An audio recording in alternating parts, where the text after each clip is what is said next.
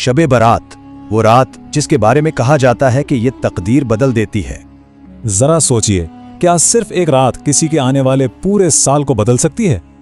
हैरत की बात है ना, लेकिन दुनिया भर में करोड़ों लोगों के लिए ये सिर्फ एक सवाल नहीं, ये एक यकीन है, और वो रात है शब बारात।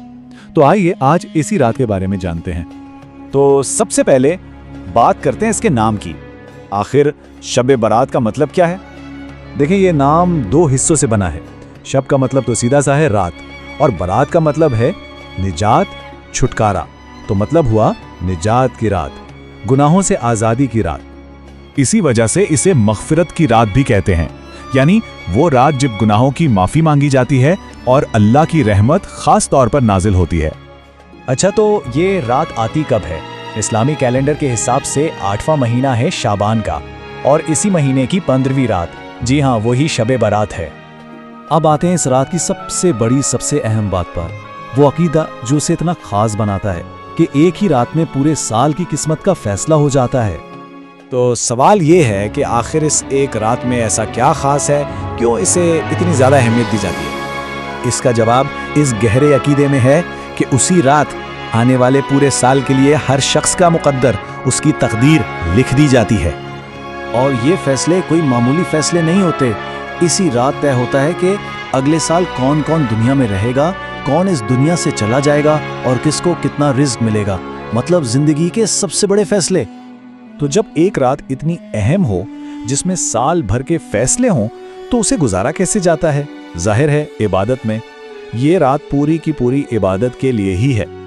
इस रात लोग खास तौर पर इबादत करते हैं, जैसे कि खुसूसी नवाफिल पढ़े जाते हैं, कुरान पाक की तिलावत की जाती है, और सबसे अहम, अपने पिछले गुनाहों की माफ़ी मांगी जाती है। हर तरफ अल्लाह का जिक्र होता है।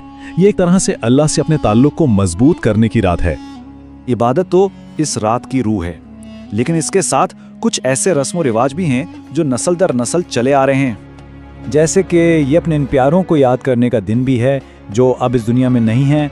बहुत से लोग कब्रिस्तान जाकर अपने बुजुर्गों की कब्रों पर उनकी मग़फ़िरत के लिए दुआ करते हैं। और एक बहुत ही ख़ास रिवाज है हलवा बनाने का।